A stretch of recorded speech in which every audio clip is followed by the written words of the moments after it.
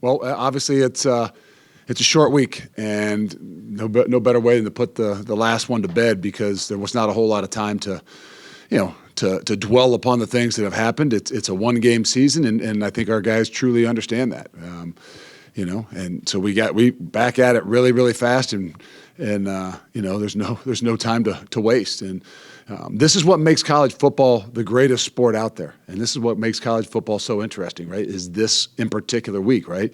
Rivalry week. And I've always said that's why I've loved college football. I've grown up my whole entire life understanding and knowing about rivalries. And so, regardless of what has happened and what happened this past weekend, it's one of those things where, hey, we knew darn well that after Saturday night it was going to be about one thing. It was going to be about the battle for the axe, one of the oldest rivalries in the history of the game. And so coming in here on Sunday for every one of our guys, for every one of these coaches, that's what it was about. And like I said, it wasn't easy. It's not easy to get over the things that happened last week, but this is the best way to be able to do it, is understanding everything's on the line. We've got an opportunity that's in front of us. At the beginning of the year, it was something we talked about. During camp, it was something that we talked about, and then it's here. And, like I said, in a short week, there's a lot of things that we had to kind of do a little bit sooner, a little bit quicker. But like I said, I think it was the best thing that's happened to us, and it's given us a great opportunity to put the past behind us and recognize what is in front of us, and that's most important. Obviously, you're looking forward here, but after the game, it looked like there was some type of interaction between yourself and Donovan Raiola, the O-line coach from Nebraska. Can you explain what happened? You know what? He just showed me. I don't really know much about it. I mean, I don't know if he was talking to Casey. Somebody said something. I don't know. I just said, it looked like maybe he said something to me, but I had no idea. And I had no idea that was even something. So if it was, I didn't spend a whole lot of time thinking about it. We saw James Thompson out there for a handful of snaps. One, how, even though he's back, how limited is he? And since I don't know this question, I'll ask, and it might sound silly, but in terms of the medical redshirt possibility, does this take that off the table? No, I don't think it does. There's some leeway with possible still having a chance to have another year for him. I think there's waivers and things like that. But just looking at him right now, it was a situation where we thought we could get a few snaps out of him. But I don't think it ended up being kind of what he thought and what we thought. And so it was very limited. We'll see if those things can grow for him. It really comes down to, a confidence level and a comfort level for him more than anything.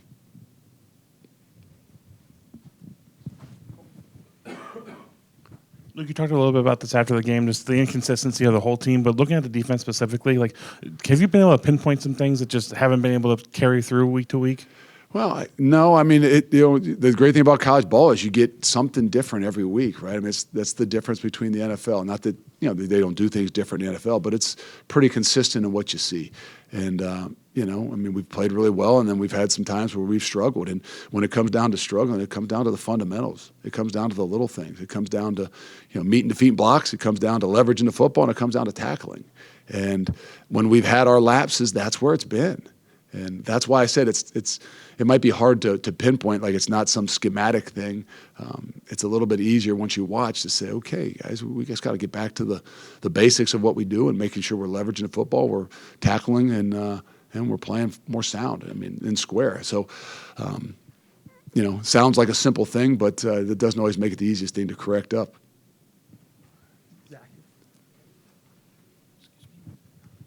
Luke, when you look at this week in terms of guys that could potentially come back, have you had conversations with anybody, or is it just straight football, Minnesota? No, during the bye weeks we had some conversations with guys and kind of started to lay some things out for guys.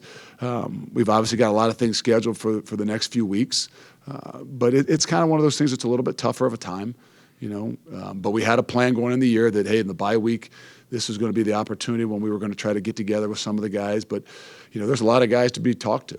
And, so there was only a select few, kind of the older guys that we kind of sat down with, and the younger guys and the guys that, we've got a lot of things scheduled for the next few weeks. But like you said, as you get into those last 3 weeks of the season, it's not where you want people's minds and thoughts to be, whether they're players or us as coaches. So it's a delicate kind of situation, but it's not one that we can just put behind us and say it's not something that's going to be important to us. Going back to some of the ups and downs of the season, playing at home, in general, your teams play better and probably a little more consistent at home. Does that offer any level of comfort? No, it does. I mean, like you said, in rivalry games, you throw records out the window. You throw sometimes even the home field advantage out the window. It comes down to who wants it more. And there's a lot of things that are going to be on our plate. There's a lot of things that have been ups and downs. There's got some guys that are bumped, bruises and nicks. But it comes down to, regardless if it's Friday at 11 o'clock or if they'd have put it at Saturday at night, it comes down to a one-game season. It comes down to a battle for an axe. And anybody that can't get up for that doesn't belong to either one of these places. Piggybacking off Zach's question, was Tyler Van Dyke one of those guys you had a discussion with, and is that a realistic option? Yeah, I sat down with Tyler. I mean, he's got a long way to go, and his mindset is he thinks he would like to have another year, but he still doesn't know how well he's going to heal, how fast he's going to heal. He's obviously feeling better and he's moving around, but there's still a long way to go for him, and I think that those are things that are on his mind. So, Luke, I know you guys were without Hunter and Will against Nebraska. Is there any status update about what their availability could be coming up for Friday? No, we don't know.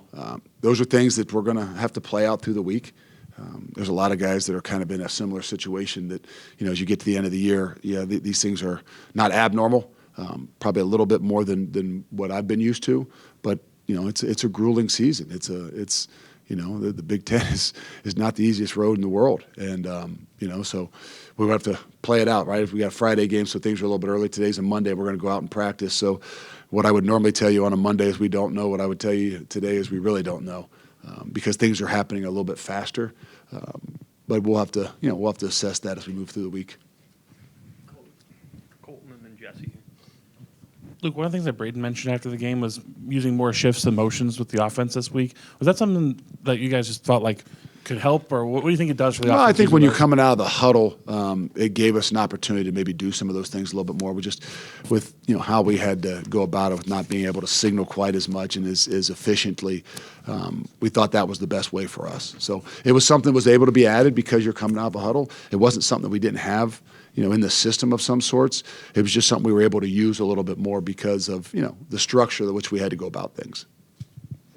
Luke, I think you said Sunday after the game that the trying to continue the bowl game streak wasn't necessarily something that added more pressure, but is it something you'll talk about at all with these guys, given how long it's been, and what do you think that can mean? If that means more than what the battle for the axe does, maybe to some it does.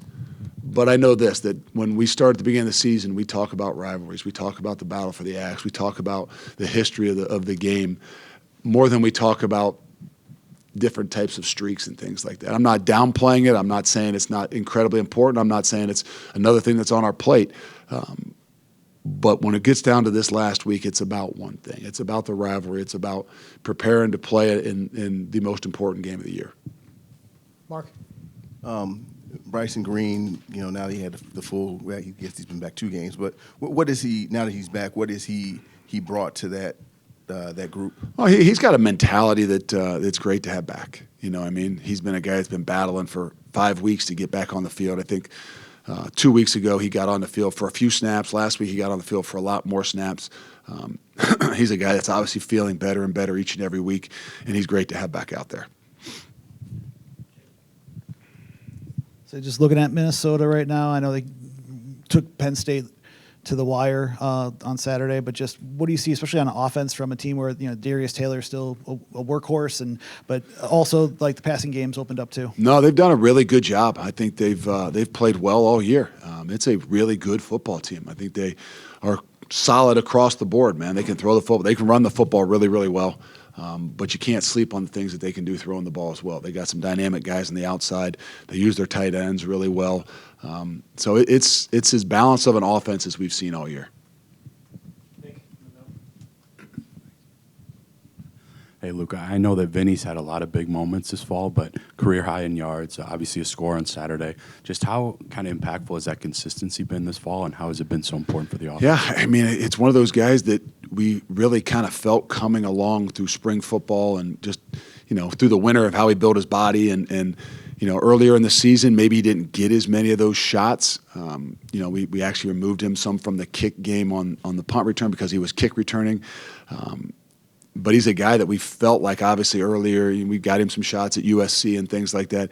He's just continued to grow. I'm not saying he's scratching the surface because he's older than a 1 or 2 year guy, but just what he has continued to do and his ability to build his body and his ability to withstand through the entire season has been really impressive, and we're going to rely upon him a lot. Going back to defense quickly, do you see anything schematically that you guys can improve to help the pass rush? Because it just seems like that's been one of the consistent struggles throughout the year. Yeah, I mean that's one of those things, right? I mean, we'd be able to put some guys on some more edges. We've brought pressure. Last week was not our best. The week before was pretty good, and that's where that you talk about the inconsistencies of what you need to do. We get so tied up in sometimes it's about scheme. And I'm not saying it's not, and there's things that aren't important, but it's about recognition. It's about the intent. It's about the ability to react to some of those things. And if you really kind of said it, that's where we probably didn't do as good a job last week. Give them credit. They did some max pros. They did some things. They chip and then release that slowed us down in some of those ways. But we got to continue to find more ways to be dynamic, whether it's stopping the run or even in the pass rush. Going back to the conversations thing, does it complicate it at all that you don't have an offensive coordinator? Does that at all complicate things for you at all? No. I mean, like I said, we communicated during the bye week. That, no, I don't think so. I think that we have a plan that'll be, ready to be put in place in a lot of ways. And I think that, like we talk about, and I'll just be honest with you, whether it's in recruiting with, obviously not having an offensive coordinator, or it's with our own guys, you got to have faith and belief in what it is that we're doing as a whole, and I think that's where, to me, the guys within our program, the guys that, that you're recruiting, that's the way we've always recruited. That's the way we've kind of kept these guys within the program to say, it's bigger than any one person. It's bigger than anybody that in theory is calling the plays. Now, quarterbacks, obviously, who's coaching them and things like that, to me, are really important. But to say who's going to call plays? Well, no, what direction do you want to go? What's it going to look like? And do you have faith and belief in me and what it is that we're doing? Luke, just with Axe Week and just the tradition, I know Casey's on staff and he obviously played in these games, but anybody else that you're hoping to plan out to speak about the importance of this of the game? And the rivalry? I'm not a guy that brings in people to speak. We've got guys within this program. We've got guys that it's meant the world to them. They've bled it, whether it is Casey. There's a lot of guys that are new here that if they don't understand, shame on them, because we talked about it in fall camp. We talked about it in spring football. I'm not one of those that think that because somebody comes in and gives them a rah-rah speech that all of a sudden things are going to change. It means a hell of a lot more when it comes from Aaron Witt or somebody within your own program that can get up there and a guy that they respect. Not that they wouldn't respect somebody walking in the door. They respect obviously anybody that's played in this game, especially the guys from our history here. But I think just meaning even where we are right now, the guys within the walls and that locker room are what have the most impact.